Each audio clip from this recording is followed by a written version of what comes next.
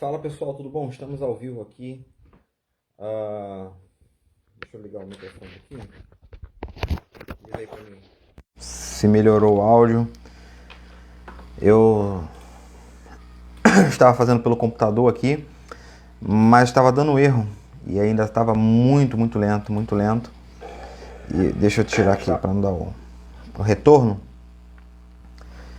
Diz aí pra mim se vocês estão me ouvindo bem, me vendo bem, tá? Vamos aguardar aí o pessoal entrar. Vou jogar nos grupos e hoje nós vamos estudar por aqui. Vamos fazer a nossa live. Há muito tempo que eu não faço, né? A nossa live. Deixa eu botar aqui, ó. Estamos no ar. Há muito tempo que eu não faço a nossa live. Então eu tô colocando aqui nos nossos grupos para que a gente possa estarmos juntos estudando a palavra de Deus. E vou só esperar um pouquinho. Como sempre de costume eu faço para esperar o pessoal entrar, tá bom? E vocês que estão entrando aí já vai dando seu oi, vai dando seu boa noite. Deixa eu ver aqui como é que tá o som. Fazer um teste aqui. Estão entrando aí já vai dando seu oi, vai dando seu boa noite. Deixa eu ver aqui como é que tá o som. Então parece que o som tá legal. Pessoal, vai escrevendo aí se vocês estão me vendo bem, me ouvindo bem. Como está aí o vídeo para vocês. E hoje a gente vai falar sobre aprofundando o entendimento do reino de Deus, tá? Nós vamos trabalhar falando sobre o entendimento do reino de Deus. Então já temos aí algumas pessoas ao vivo com a gente. Deixa o seu boa noite aí nos comentários para eu saber quem é que está falando com a gente. Deixa o seu boa noite aí para eu saber quem é que está falando. Vamos lá. Áudio e vídeo estão ok. Valeu, Paulo Júnior. Eu tô sentindo saudade. Confesso que eu tava sentindo saudade de fazer as lives. Confesso que estava sentindo saudade. Boa noite, Tânia. Boa noite, Flávia do Augusto. Está tudo ok. Legal. Vamos lá, galera. Bíblia na mão aí, papel, caneta, caderno, onde você anotar, onde você tem costume de anotar. Ana Maria, a paz, Pastor Léo, a paz. Sejam muito bem-vindos. Confesso que eu estava com saudade de fazer as nossas lives. Humberto, boa noite. Seja bem-vindo. Deixa eu apoiar aqui, porque eu perdi o meu suporte. Tinha um suporte aqui que eu prendi o telefone aqui, eu perdi. Eu acho que eu deixei ele no carro. Fui usar para alguma coisa e deixei no carro. Mas tá bom, vamos embora. Galera que tá aí ao vivo, dá uma boa noite aí. Se você puder também, ó, deixa o seu like e compartilha aí a live, tá? Só compartilhar para que mais pessoas possam estar junto com a gente aqui. Vamos estudar sobre o reino de Deus. Se você não viu a parte 1 e a parte 2, tem aqui na página da igreja e também, se eu não me engano, tá no YouTube, tá? Não sei se coloquei no YouTube, mas aqui na parte da igreja tem também. E se você está acompanhando aí pelo celular, tem assim, ó, comentários com estrelas. Aí embaixo, ó, aqui no celular, tem um botãozinho com as estrelinhas, tá? Você pode clicar nessa estrelinha para poder enviar estrelas, tá? Vocês podem enviar presentes, enviar estrelinhas, e a gente vai caminhando junto aqui para alcançar a meta. E aí você ajuda, né? Dessa maneira, fazendo isso, você ajuda a gente a continuar com esse trabalho. O Facebook ele divulga bastante e aí a gente consegue caminhar, né, com a divulgação e com esse trabalho. Você pode enviar estrelas aí. Thaís Silva, valeu Thaís, boa noite, já enviou aí, ó, 10 estrelinhas. Obrigado, Thaís, Deus abençoe a sua vida, tá bom? Galera, confesso que muito tempo que eu não uso Facebook. Eu venho, posto, saio. Né? E a gente acabou, deixa eu tentar apoiar aqui, colocando as lives pelo Facebook, porque o pessoal acompanhava muito por aqui. E acabou se tornando maior hábito. A gente tentou migrar uma época aí pro YouTube, mas a maioria das pessoas que nos acompanhavam por aqui pelo Facebook. Então a gente está fazendo a live aqui e a gente baixa essa live e depois joga lá no YouTube, tá? Galera, vamos lá? Vamos começar então o nosso estudo? Bíblia na mão, Mateus capítulo 13. Hoje nós vamos falar sobre, aprofundando o entendimento sobre o reino de Deus, a parte 3. Era o que nós iríamos ministrar na igreja. Nós falamos da parte 2. No Mateus capítulo 13, ele tem uma série de parábolas.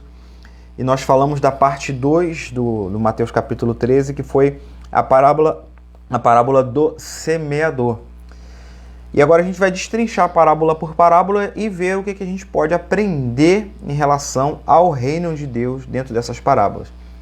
Lembrando que nos comentários, tá, gente, vocês têm aí a liberdade de... Michele, boa noite. A liberdade de vocês escreverem qualquer coisa, de vocês escreverem a sua pergunta, fazer um comentário, compartilhar algo, acrescentar algo na nossa live, tá? Mateus capítulo 13, eu tentei fazer pelo OBS aqui, mas tem muito tempo que eu não faço, aí eu não... E como a live foi planejada assim meio que de última hora, eu não consegui organizar o OBS como deveria. E aí o que aconteceu? Eu não consegui configurar direitinho, estava parando muito, travando muito. Por isso que a gente começou com um pequeno atraso, porque estava travando muito. Mas agora, então não vou conseguir jogar a Bíblia aqui na tela, né? Que pelo OBS eu colocava os versículos bíblicos aqui. Mas eu vou colocar os versículos mais importantes nos comentários, ou então eu filmo a tela aqui para você ver. Mateus capítulo 13, nós vamos ler a partir do versículo 24, tá? Vamos lá? Mateus capítulo 13, nós vamos ler a partir do versículo 24, que diz assim, ó. Jesus propôs outra parábola dizendo: o reino dos céus é semelhante ao homem que semeia a boa semente no seu campo. Mas dormindo os homens, veio o inimigo, tá? Veio o inimigo e semeou o joio no meio do trigo. Essa é a conhecida parábola do joio e do trigo. E ele semeou e retirou-se. Quando a erva cresceu e frutificou, apareceu também o joio. E os servos do pai de família, indo ter com ele, disseram-lhe: Senhor, não semeaste tu no teu campo boa semente? Por que tem então também o joio? E ele lhes disse: o inimigo é quem fez isso. E os servos lhes disseram: queres, pois, que vamos arrancá-lo? Ele, porém, lhes disse: não arranque, para que ao colher o joio também não arranque o trigo junto com ele. Deixai crescer ambos juntos até a colheita, e por ocasião da colheita ou da ceifa, eu direi aos ceifeiros: colhei primeiro o joio, e atai em molhos para os queimar, e o trigo ajuntai no celeiro. Essa é a famosa parábola do joio e do trigo. E assim como na primeira parábola, que é a chamada parábola do semeador, na parábola do joio e do trigo, Jesus ele também nos dá uma explicação, ele é bem claro do que seria a explicação do que significaria ou do que significa esta parábola do joio e do trigo. Na parábola do semeador ele explica, na parábola do joio e do trigo ele também vai explicar. Boa noite, Rosana, paz. Ele também vai explicar. Quando a gente chega no versículo 36, olha só, diz assim, ó: então despedindo a multidão, foi Jesus para casa. E chegaram ao pé dele os seus discípulos, dizendo: explica-nos a parábola do joio e do campo. A gente chama de joio e trigo, né? Mas é do joio e do campo. E ele respondendo disse-lhe: o que semeia boa semente é o filho do homem. O campo é o mundo. A boa semente são os filhos do reino. Interessante que Jesus aqui chama os filhos de Deus de filhos do reino. E o joio são os filhos do maligno. O inimigo que semeou o joio é o diabo. Ele está explicando bem claro. A colheita ou a ceifa é o fim do mundo. E os ceifeiros são os anjos. Assim como o joio é colhido e queimado no fogo, assim será na consumação deste mundo. Mandará o Filho do Homem os seus anjos, e eles colherão do seu reino tudo o que causa escândalo e aqueles que cometem iniquidade. Vão lançá-los na fornalha de fogo, e ali haverá pranto e ranger de dente. Então os justos resplandecerão como o sol do reino do seu Pai. Quem tem ouvidos para ouvir, ouça. Então Jesus ele deixa bem claro. Ele já faz a explicação da parábola. Então seria uma incoerência minha chegar aqui e te explicar uma parábola que Jesus já te explicou. Se eu chegar e falar assim, não, o joio significa isso, o trigo significa aquilo, o joio aponta para não sei o que, o campo... Não, eu estaria inventando algo que Jesus não falou, porque a explicação da parábola, ela é muito clara. E se você reparar, se você parar para pensar, ele fala a parábola do semeador e logo depois já vem essa parábola. Elas são muito semelhantes porque ambas falam de uma semeadura. E lembre-se que ele está falando sobre o reino de Deus. Em ambas ele fala, olha, o reino de Deus é semelhante. Olha, versículo 24, o reino dos céus é semelhante. Todas as parábolas ele vai falar que o reino de Deus se compara a elas, ou há uma semelhança entre elas em relação a essa questão da parábola em relação ao reino de Deus. Ambas falam de semeadura. Então você percebe que uma das maneiras que o reino de Deus funciona é através da semeadura. Isso deixa bem claro, tá? Só que o que difere é que na parábola do semeador, a semente ali lançada é a palavra do reino. Se você voltar ainda no mesmo Mateus capítulo 13, você vai ver que a semente que foi lançada é a palavra do reino. E ele vai falar que nós somos a vida, que recebemos a boa semente. Aqui não. Na parábola do joio do trigo ou do joio do campo, a semente somos nós. Nós somos uma semente lançada ao mundo. Jesus nos lança no mundo. E, da mesma maneira, na parábola do semeador, Deus o Pai... Boa noite, pastor Sérgio. Deus o Pai, na parábola do semeador, é Ele que faz a semeadura, é Ele que lança a semente. Na parábola do joio e do trigo, você percebe que tanto Jesus como o diabo são semeadores ali. Jesus está fazendo uma semeadura no mundo, Satanás, o diabo, também está fazendo a semeadura do mundo. Jesus lança os seus filhos ao mundo como uma poderosa semente e Satanás lança também os seus filhos, os filhos do diabo, que a palavra de Deus diz, os filhos do diabo ele também lança ao mundo como uma semente. A terra, na parábola do semeador, né? Na parábola do semeador, a terra somos nós. Na parábola do joio do trigo, a terra é o mundo. Então, assim, você percebe que elas têm similaridades, mas ambas falam de características do reino de Deus, tá bom? Ambas falam de características do reino de Deus. Jesus ele explica muito claro a parábola. Olha, o campo é o mundo. Eu, Jesus, sou o semeador, né? Lanço a boa semente ao mundo. Está lá no finalzinho, no versículo 36, ele começa a explicar. Ó, versículo 36, né? Ó, o que semeia a semente é o Filho do Homem. Então ele diz que ele está semeando a boa semente. O diabo está semeando também uma semente ruim no mundo. E ele diz que os ceifeiros que vão lá colher são os anjos. E no grande dia do fim do mundo, que Jesus voltar, os anjos vão separar o joio do trigo. Aqueles que são trigo subirão e viverão com Cristo. Aqueles que são joios serão queimados. Então, assim, é muito claro essa explicação. Então, não teria o que vir para explicar. O próprio Jesus já fez essa explicação e, como ele é o mestre, fez da melhor maneira possível. Pastor, então, se Jesus já explica a parábola, o que a gente pode fazer aqui e entender em relação à questão do reino de Deus?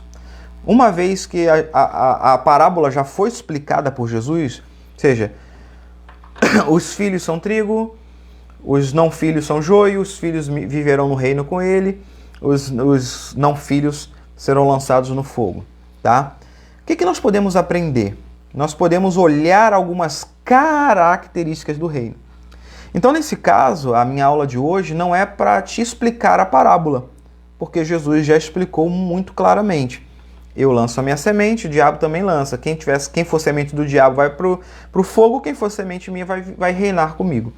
Então, como a semente é como a parábola é muito clara, o que nós podemos fazer? Nós podemos aprender algumas características e a mensagem sobre o reino que ela nos passa. Essa parábola, ela nos mostra características do reino de Deus e é isso que nós vamos aprender.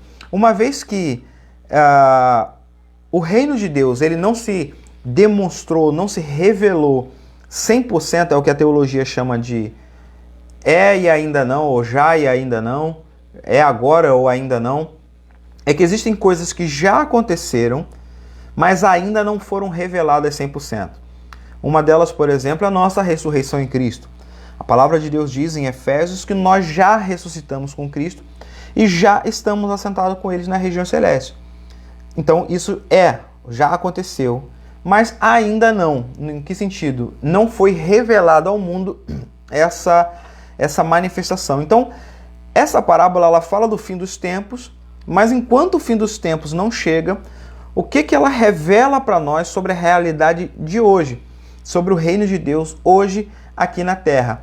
Então, quando a gente analisa as alegorias, Jesus como semeador, o diabo também como semeador, o joio e o trigo, as alegorias que Jesus usa, nós podemos extrair mensagens, tá? A explicação ela é muito clara, Jesus já explicou, não tem por que explicar mais nada.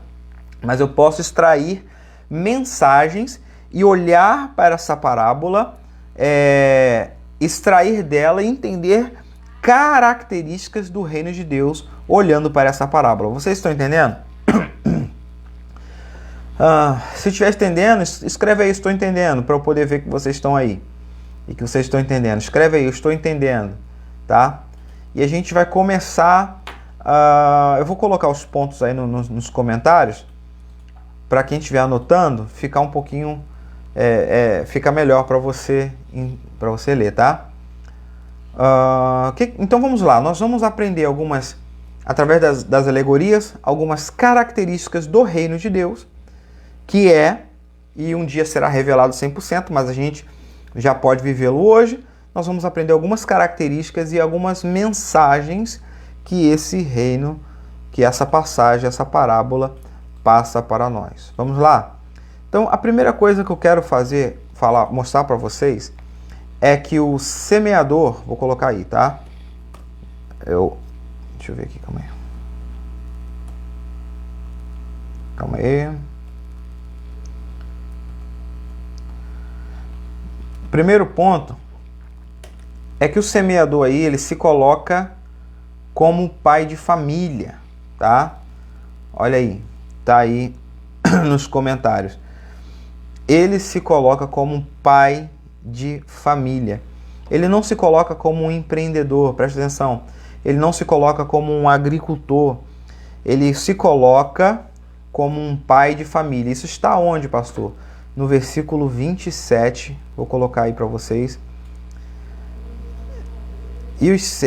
Olha só. O versículo 27. Olha o que diz o versículo 27. Vou colocar aí para vocês, ó. E os servos do pai de família, indo ter com ele. Percebe? Ele se coloca como um pai de família. Então, por que é importante a gente entender essa característica? Por que o semeador ali, Jesus Cristo, se coloca como um pai de família? Interessante aqui é que, de uma maneira como analogia, se o semeador, da parábola do semeador, é o próprio Deus que lança a semente, e agora Jesus fala que o Filho do Homem é que lança a semente no mundo, e ele se coloca como pai da família, logo, Jesus é Deus. É mais um versículo que aponta para a divindade de Jesus, que ele que fala que lança e semeia as pessoas no mundo, e ele é o pai desta grande família. Então, essa característica ela é importante para a gente entender o nosso serviço no reino de Deus. Eu tenho falado com vocês lá da igreja, e para quem está ouvindo esse estudo pela primeira vez, eu tenho falado para a igreja que nós somos servos, mas diferentes de escravos. Nós somos servos do Senhor, mas muitas das vezes nós chegamos diante de Deus, chegamos diante do Senhor, nos vendo como escravos. E não é assim que a coisa funciona. A palavra de Deus diz bem claro que nós somos filhos. Então, o nosso serviço, o nosso ato de serviço a Deus, não é como de um escravo servindo ao seu dono, mas sim como um filho servindo ao seu pai. Por isso que a gente precisa entender. Quem entendeu? Se você entender, já dá os likezinhos aí, já vai subindo os likezinhos aí, se você entendeu. Já vai subindo.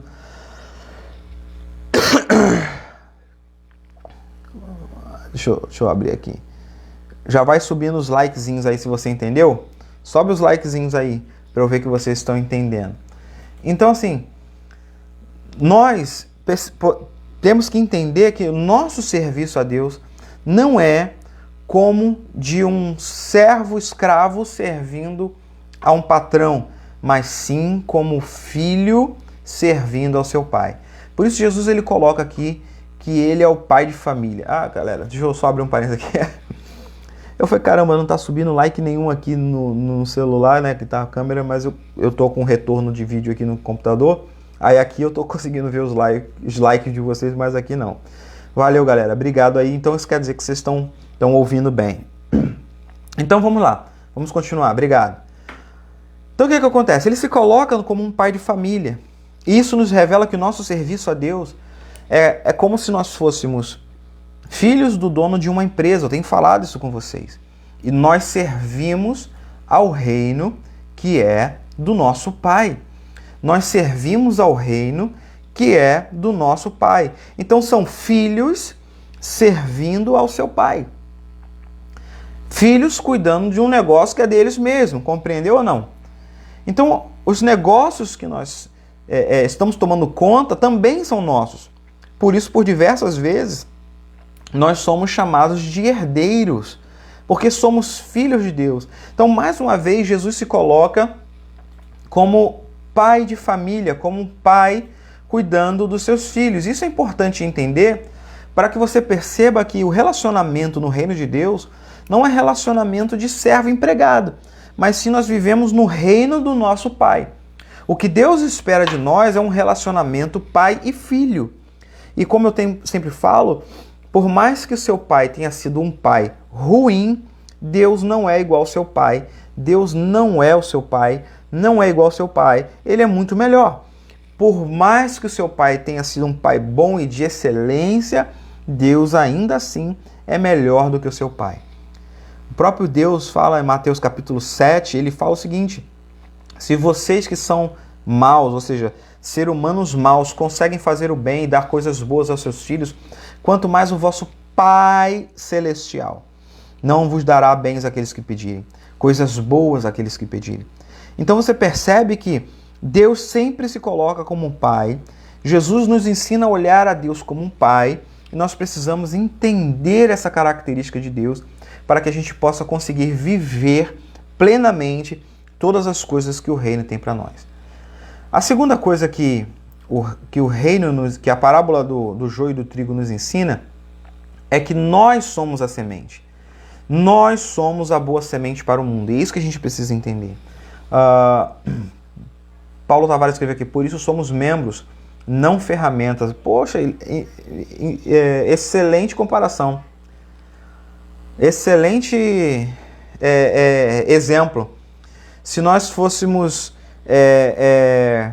servos apenas, né, no sentido de empregados, nós poderíamos ser chamados de ferramentas, né? Ou como diz aí, né? Como é que é chamado mesmo os empregados hoje nas empresas? Colaboradores. Nós somos colaboradores do reino. Não, mas nós somos filhos. Para o Senhor não somos descartáveis. É isso mesmo.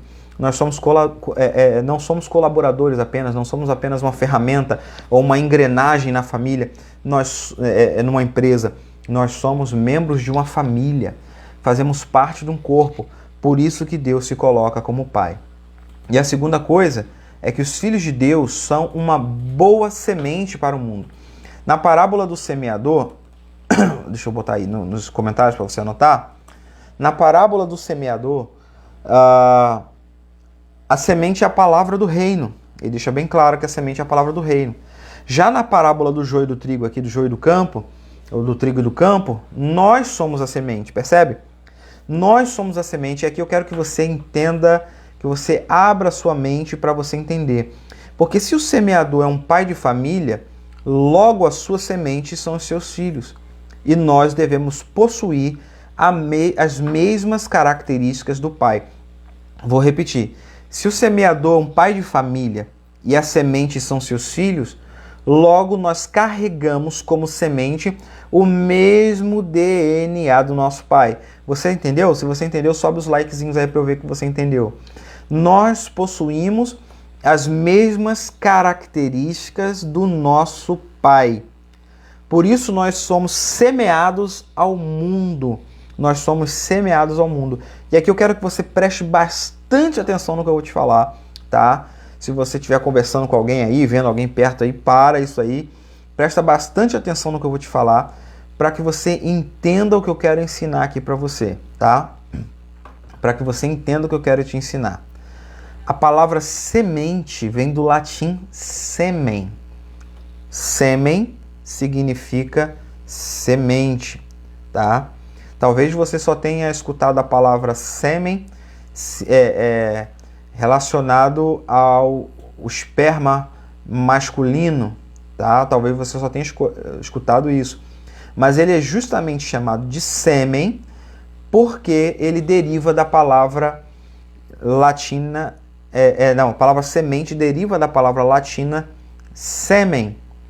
Essa palavra no grego é esperma, tá? Esperma é a palavra grega. Esperma também significa semente. Tanto esperma ou sêmen, ambas palavras significam semente. A diferença é que um ser humano nasce da semente do seu pai, tá? Da semente humana.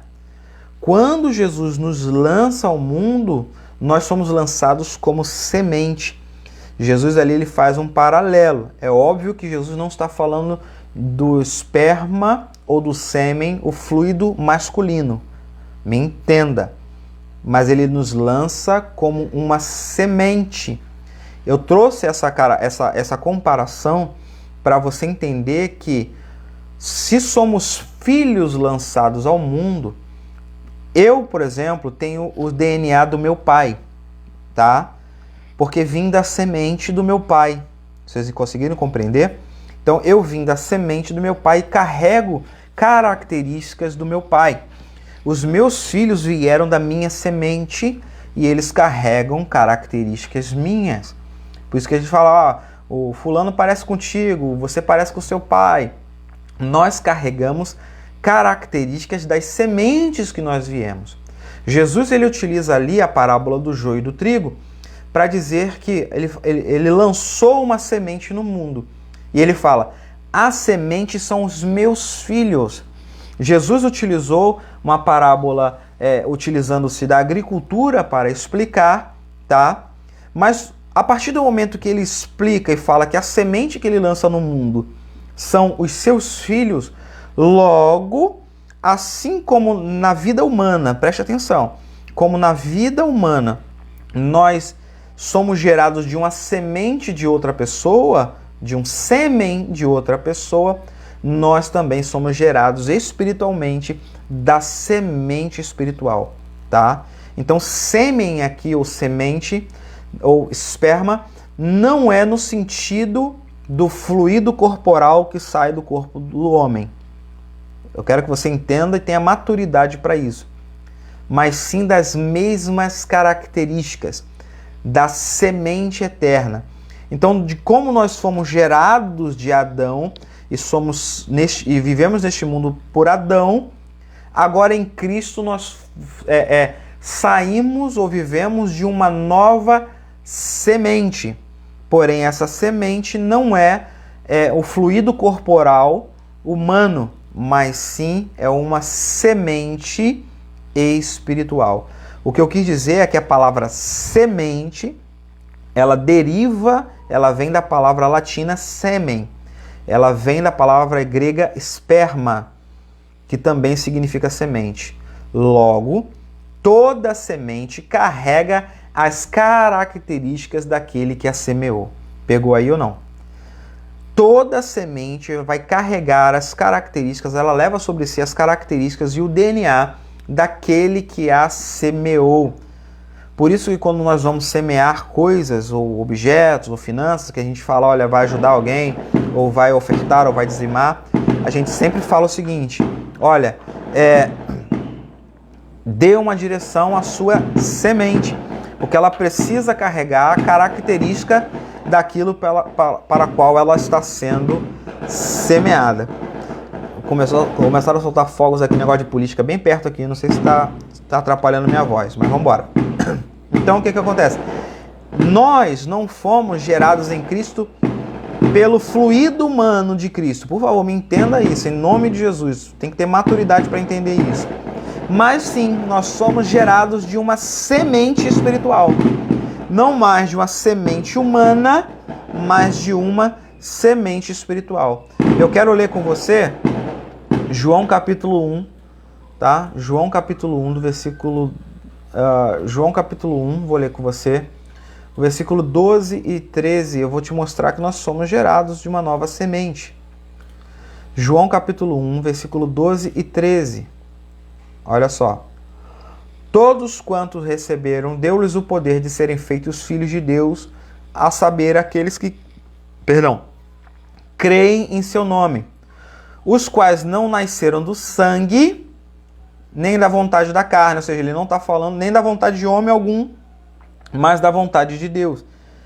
Vocês estão entendendo? Sobe os likezinhos aí para eu saber que vocês estão entendendo. Então preste atenção. Ele está falando que nós não nascemos do sangue nem da vontade da carne. Então ele está falando que a nossa semente, ou seja, a semente pela qual nós fomos semeados ao mundo, não é uma semente humana, então não é o fluido corporal humano, não é a vontade do homem, não foi o homem que nos fez, mas da vontade de Deus. Então, se é da vontade de Deus, nós somos gerados de uma semente espiritual, tá? E eu vou te mostrar mais um versículo, Tiago capítulo 1, versículo 18. Tiago capítulo 1, versículo 18. Eu vou colocar aí nos comentários para você acompanhar. Olha só. Tiago capítulo 1, versículo 18. Segundo a sua vontade, ele nos gerou pela palavra da verdade para que fôssemos como primícia das suas criaturas. Olha só. Então, qual é a semente que Deus usou? A palavra da verdade. Então, nós fomos semeados ao mundo pela palavra da verdade. Nós somos gerados de novo pela palavra. Nos gerou novamente. E aqui eu vou te dar mais um outro versículo, que ele é bem mais claro. 1 Pedro capítulo 1, versículo 23. Esse aqui é fantástico. Ele é muito claro. 1 Pedro capítulo 1, versículo 23. Olha só. E aqui ele vai utilizar a palavra semente novamente. Olha só. Sendo de novo gerados, 1 Pedro 1, 23. Sendo de novo gerados, não de semente corruptível. Então não foi uma semente igual um caroço de manga, como uma semente de trigo. Não foi igual o sêmen humano. Nós fomos gerados de uma semente incorruptível. E qual é essa semente incorruptível? Ele vai falar: a palavra de Deus viva e que permanece para sempre. Sabe por que em Cristo nós temos a vida eterna? Porque nós somos gerados agora de algo eterno. Então, a partir do momento que nós somos gerados ou semeados ao mundo, ou vindos ao mundo por algo eterno como uma nova criatura, também agora a nossa nova natureza ela é eterna. Por isso que o corpo vai se desfazer, mas a nossa natureza ela é eterna.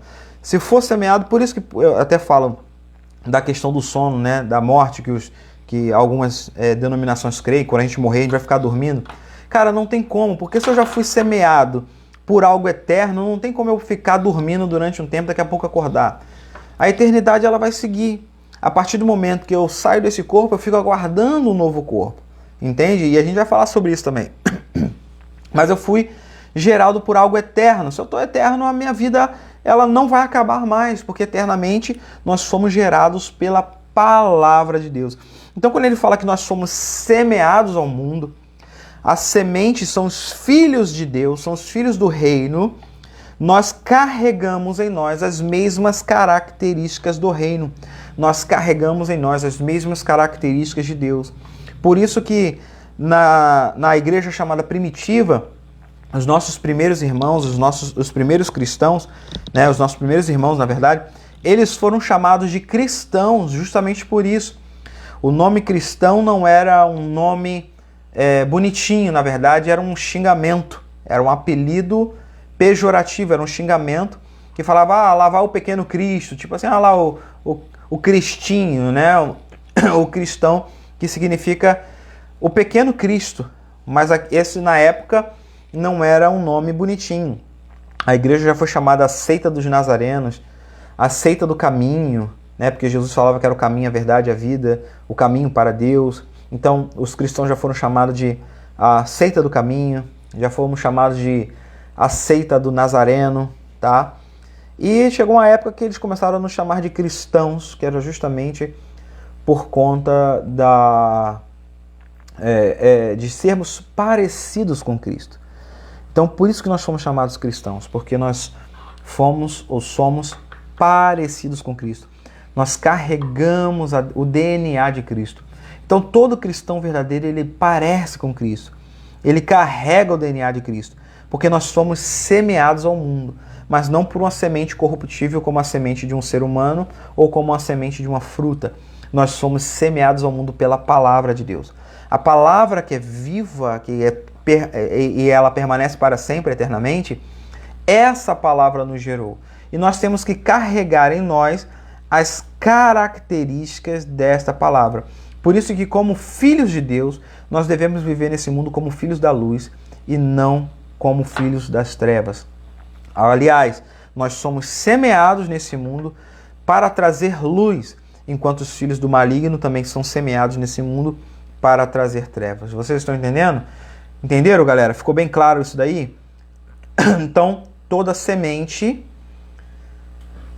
possui o DNA daquilo pela qual ela foi semeada. Era isso que eu quis dizer para vocês, ensinar a vocês. Toda semente possui o DNA pela qual ela foi semeada. Por isso, chamamos o sêmen de sêmen, né? A palavra latina, sêmen para semente. E essa palavra, como eu falei, essa semente, ela é uma semente divina, gerada por Deus. 1 Pedro ainda no capítulo 1, no versículo 24, diz assim: porque toda a carne é como a erva, e toda a glória do homem como a flor da erva. Secou-se a erva e caiu a flor, mas a palavra do Senhor permanece para sempre. Essa é a palavra que nos gerou novamente, que é o próprio Cristo também, né? Permanece para sempre. E esta é a palavra que entre vós foi evangelizada. Olha só, então ele está dizendo que essa palavra, que no versículo 23 diz que é eterna, que permanece para sempre, que no versículo 25 diz que permanece para sempre, foi essa palavra que nos foi evangelizada, e por essa palavra nós somos alcançados e transformados em imagem e semelhança de Cristo Jesus. Efésios capítulo 2, versículo 10. Efésios capítulo 2, versículo 10 diz assim, ó: porque somos feituras suas, criados em Cristo Jesus para as boas obras, as quais Deus preparou para que andássemos nelas. Mas eu quero pegar aqui, ó, criados em Cristo Jesus. Se Ele é o verbo, a palavra que se fez carne, e nós somos criados nele, logo nós somos agora descendência de Cristo, descendência de Deus, herdeiros de Deus, através de Cristo Jesus. Herdeiros de Deus através de Cristo Jesus, tá? Cristo Jesus agora, nós carregamos as características de Jesus. Nós carregamos o DNA de Jesus em nós. E cada dia mais nós devemos parecer mais com Jesus Cristo. Amém? Vamos lá. Terceira coisa que a gente pode aprender, deixa eu colocar aí para vocês nos comentários. Terceira coisa que a gente pode aprender em relação ao reino de Deus na parábola do joio e do trigo de Mateus capítulo 13. é que o mal convive junto com o bem, enquanto o reino e os filhos de Deus não se manifestam 100%. É aquilo que a teologia falou, né? É o é e ainda não, o já e ainda não. Então, enquanto o reino de Deus, ou seja, o reino de Deus já está estabelecido. O próprio Cristo fala, é-me dado todo o poder nos céus e na terra. Ele reina sobre tudo e todos, ele é rei dos reis, senhor dos senhores. Tá ok? Mas ainda não se manifestou 100% nessa terra.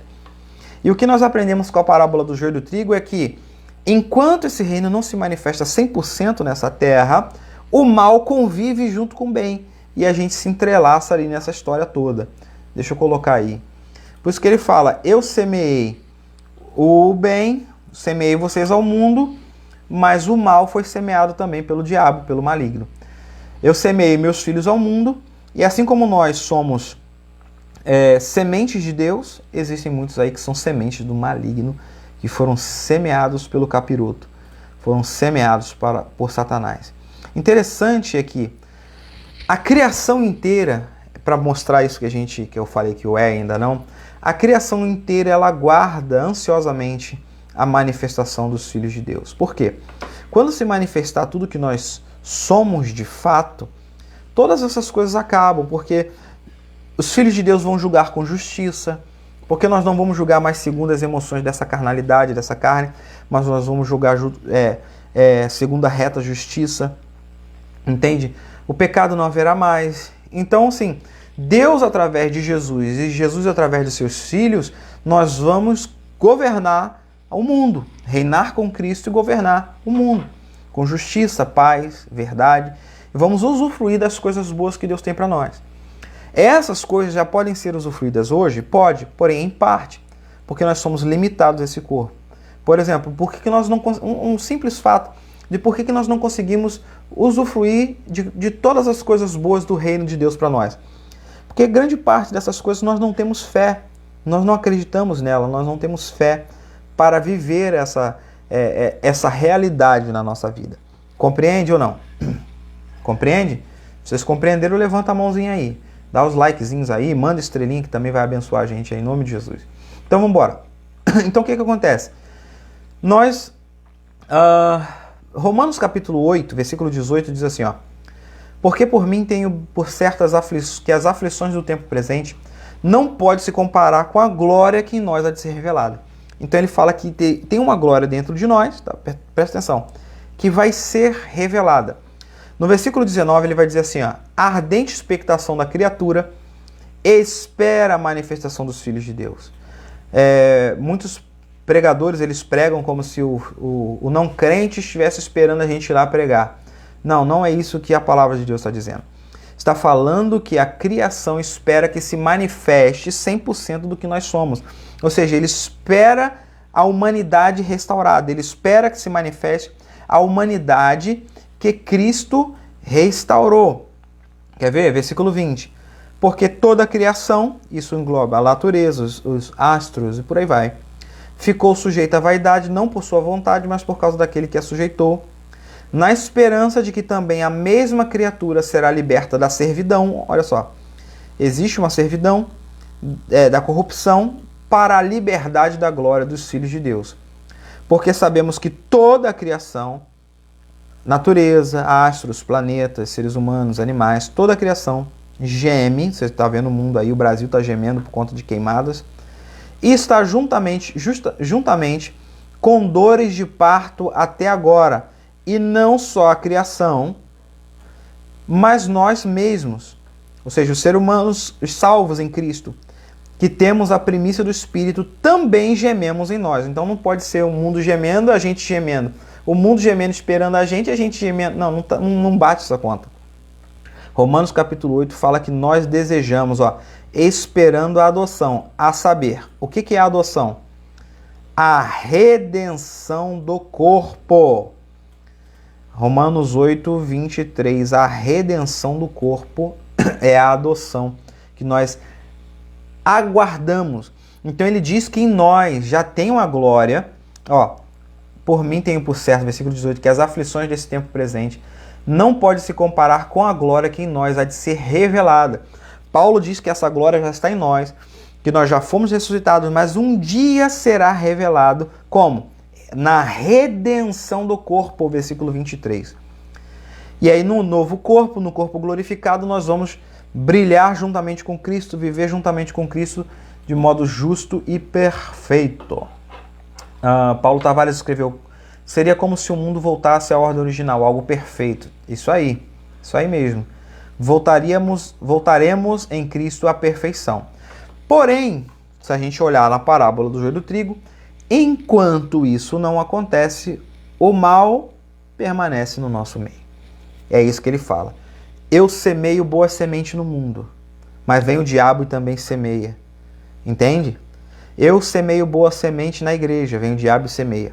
Eu semeio boa semente na família, vem o diabo e semeia.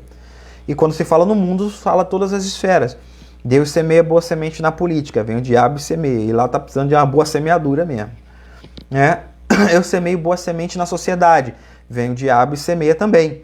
Então a gente percebe que nós gememos, como Romanos capítulo 8 fala, a terra, a criação, geme como dores de parto, aguardando o grande dia em que nós será revelada toda a glória que Deus já nos deu, por misericórdia, por amor e graça, porque nós não merecemos. Porque o ser humano caído é terrível, tá? Tô falando demais, calma aí, deixa eu pegar um fôlego aqui. O ser humano caído, ele é terrível. Então, enquanto isso não acontece, você percebe que o joio cresce junto com o trigo. É isso que ele fala, tá? É isso que ele fala. Veio o diabo, semeou o joio, e o joio cresce junto com o trigo. Isso nos mostra que o mal não é algo que Deus quer, mas é uma permissão de Deus. Olha o que diz o versículo 30. O mal não é algo que Deus deseja, vou repetir. O mal não é algo que Deus deseja, mas é uma permissão. No versículo 30, os anjos chegam no versículo 28 e falam assim: vocês quer, Senhor, que a gente vá lá arrancar o joio? Jesus diz assim: não, para que ao colher o joio vocês não arranquem o trigo também. Agora olha o versículo 30. Deixai ambos crescer juntos até a colheita. Vou colocar aí. Deixa crescer junto até a colheita. Deixa crescer. Então você percebe que Deus deu uma ordem aos anjos. Segura a onda aí e deixa crescer até o dia da colheita. Então você percebe o quê? Que o mal coexistindo junto com o bem é uma permissão de Deus. Essa é uma característica. Não é porque existe o mal que o reino de Deus não está em atuação. Você percebe isso? Tem pessoas que falam assim: Deus não está no controle, o reino de Deus ainda não existe. Negativo. Jesus ele deixa bem claro. Ele tem um controle, ele é o dono do campo, ele é o dono do terreno, ele é o semeador, tem o controle sobre todas as coisas e ele permitiu que o mal coexistisse junto com o joio durante um certo período de tempo. Percebe? Então a gente precisa entender isso. O reino de Deus ainda vai se manifestar 100%. Mas ele também já existe. E não é porque o mal existe que Deus não está no controle. Ele é o dono do campo. Ele está no controle. Ele sabe o que faz. E os anjos só não nos escolheram ainda porque ele ainda não permitiu. Deixa eu ler um comentário aqui. Por isso que tudo que Deus criou é bom. A criação espera esse retorno à perfeição. E é o que eu estou falando. A criação, ela espera essa manifestação, tá? Eu vou mostrar aqui um versículo para vocês. A criação, ela espera a manifestação. Porque Colossenses, a palavra de Deus diz em Colossenses 1 que toda a criação já foi feita, já está em paz com Deus. A gente só aguarda esse novo céu, essa nova terra, que já foi criado, tá? Eu vou mostrar aqui. Colossenses 1:20. Havendo por ele feito paz pelo seu sangue na cruz, por meio dele, olha só, reconciliar-se consigo mesmo todas as coisas que estão nos céus e na terra. Vou colocar aí para vocês. Colossenses capítulo 1, versículo 20. tá? Colossenses 1:20. Então, olha só. Ele fez paz na cruz pelo seu sangue e reconciliou consigo mesmo todas as coisas, as que estão na terra e as que estão no céu. Percebe?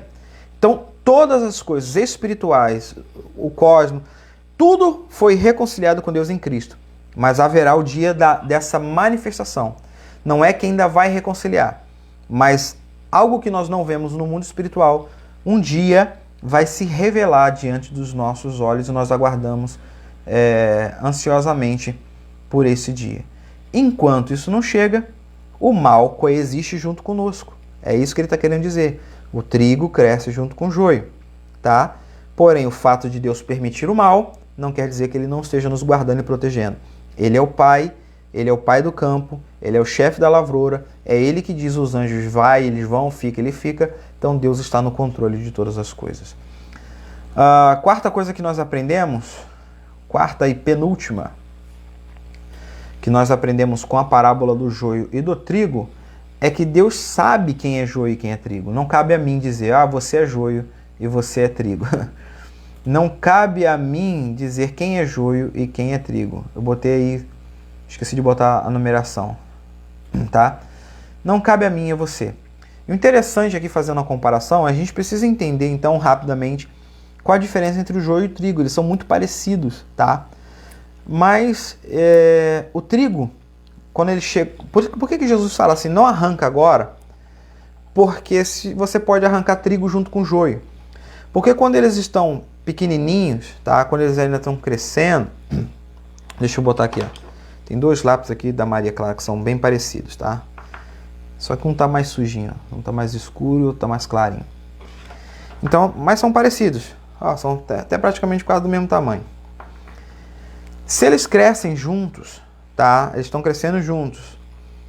E o ceifeiro, no caso os anjos vierem cortar o trigo, pode cortar o joio, pode cortar o trigo junto, porque não há diferença. Mas quando eles chegam numa fase de maturidade, o que acontece? O trigo, né? Eu vou botar aqui para esse lado aqui. O trigo, a semente dele é uma semente boa.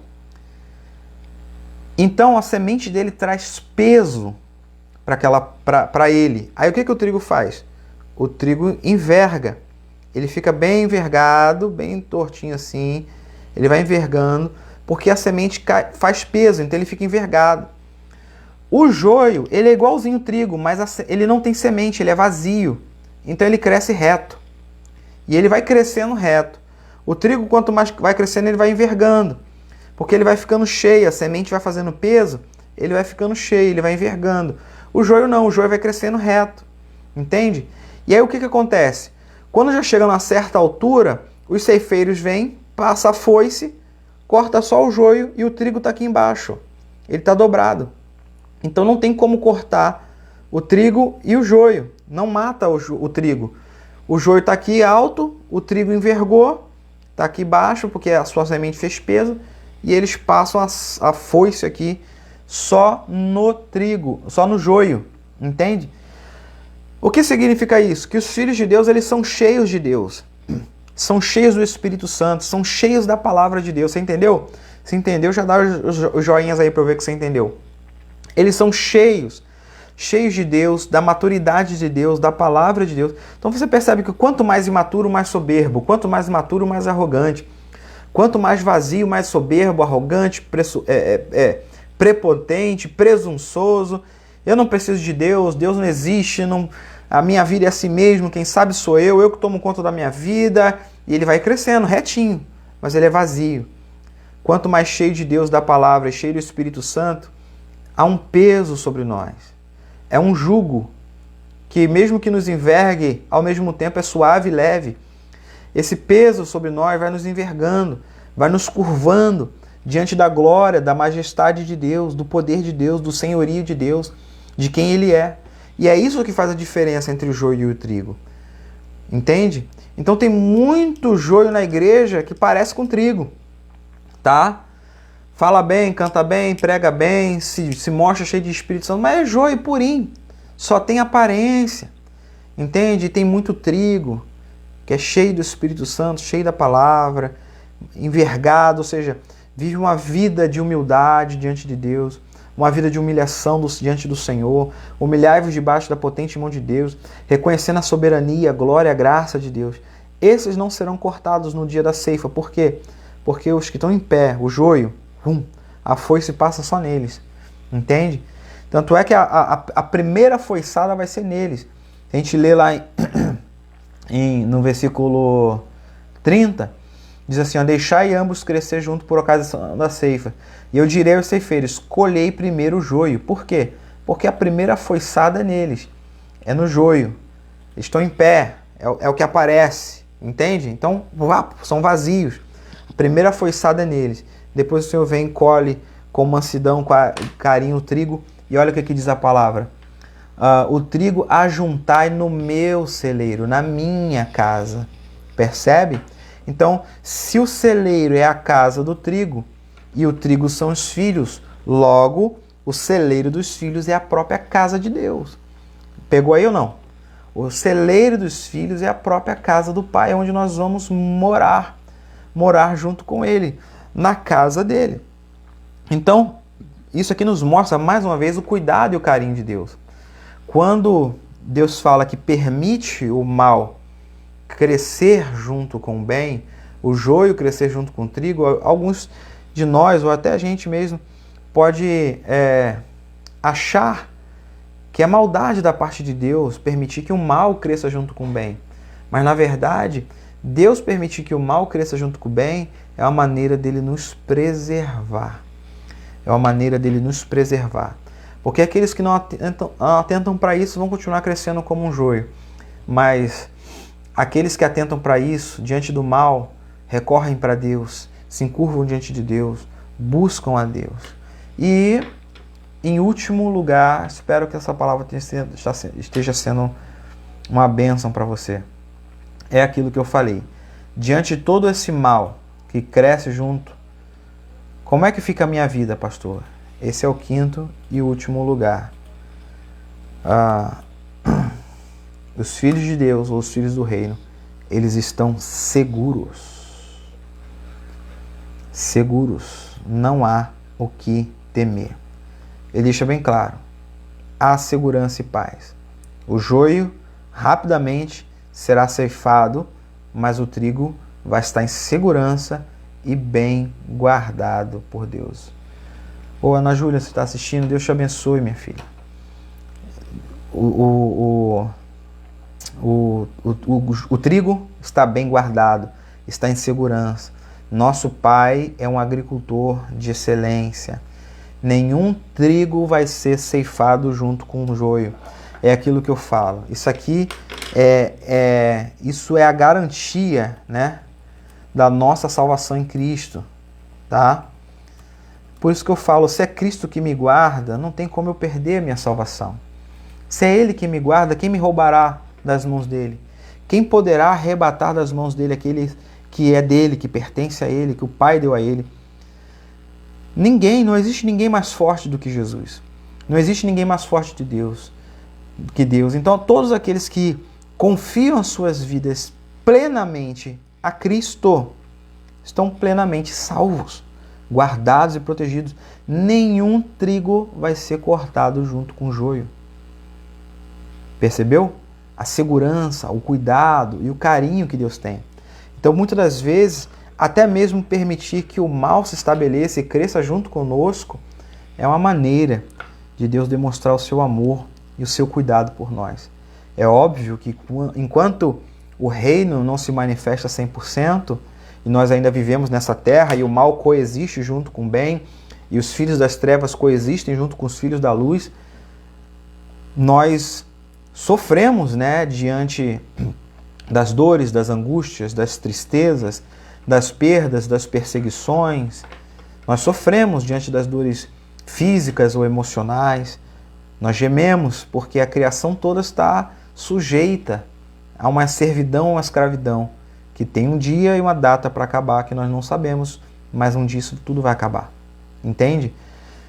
Mas no momento nós não gostamos disso, sofremos, choramos, mas se a gente olhar pelo olhar da eternidade, como a pastora Suelen sempre fala, né, que nós devemos olhar as coisas pelo olhar da eternidade e não somente pelo olhar da circunstância, do dia a dia, mas olhar que todas as coisas cooperam para o bem daqueles que amam a Deus e são chamados segundo o seu propósito. Se nós olharmos com o olhar da eternidade, nós vamos perceber que até mesmo a permissão de Deus em deixar o trigo crescer junto com o joio, ou o mal coexistir junto com o bem, é amor e graça de Deus. Amém? Pessoal, alguma pergunta? Vocês têm alguma pergunta? Vou dar um minutinho aí ou dois para você, se tiver alguma pergunta, escrever aí a sua pergunta. E esse é o estudo que eu tenho para vocês hoje. Eu espero ter ampliado um pouco mais a sua visão sobre o reino de Deus. Se você puder, compartilha essa live, pega o link lá nos grupos. Eu vou botar o link aqui também. Deixa eu colocar o link aqui também para você compartilhar com alguém. Eu vou botar nos comentários, tá? E se você puder copiar, você copia. Compartilha para que mais pessoas possam ser alcançadas por esta palavra, tá bom? E enquanto estou aguardando, se alguém tiver alguma pergunta a fazer, se você quiser contribuir, sentir no seu coração da sua generosidade, da sua prosperidade, contribuir com a nossa igreja, com o nosso ministério, para que a gente continue cada vez mais nos aprofundando na palavra para ensinar, pregar, ministrar a palavra, não somente ensinar, mas ministrar a palavra, você pode fazer aí, tá, o Pix para a chave Pix da igreja, tá? semearnarede@gmail.com, tá aí nos comentários, semearnarede@gmail.com, tá? Aí qualquer valor que você puder contribuir será muito bem-vindo. Osmi escreveu glória a Deus, não, Ana Paula escreveu glória a Deus por essa palavra, que bom. Obrigado, irmã Ana Paula, Osmi colocou. Deus abençoe, meu querido, Deus abençoe a vida de vocês. Eu que agradeço por vocês terem ficado aqui comigo, espero ter abençoado a vida de vocês, contribuído com essa palavra, com este ensinamento, e que este ensinamento gere mais peso na vida de vocês. Que isso, pastor? Você quer que eu sempre... sim, que esse ensinamento gere peso, para que você se encurve como um trigo diante da glória de Deus. Porque se crescermos vazio, a gente vai ser um joio, e a foice vai passar e vai levar a gente. Mas que esse ensinamento gere um peso de palavra de Deus, gere um peso de presença do Espírito Santo, gere um peso de humildade, gere um peso de transformação, para que a gente se encurve diante da palavra, da glória de Deus, como um trigo. E um dia nós estaremos para todo sempre com Ele na casa dele. Amém? Ana Júlia, amém, pastor. É verdade. Amém. Eu, Rosana, creio, recebi e tomo posse de cada palavra desse estudo em nome de Jesus. Amém. Então é isso, pessoal. Acredito que não há perguntas. Que Deus possa abençoar a vida de vocês, a família de vocês, a noite de vocês, que vocês tenham uma noite abençoada, uma noite cheia de vida, de paz, uma noite tranquila, e que essa palavra gere muito fruto, que o reino de Deus se manifeste, traga paz, justiça, graça, misericórdia sobre a tua casa, gerando muitas bênçãos, que as bênçãos dos céus que estão travadas sejam liberadas sobre a tua casa, sobre a tua família, sobre o teu lar, em nome de Jesus. Amém? Boa noite, Deus abençoe a todos, em nome de Jesus.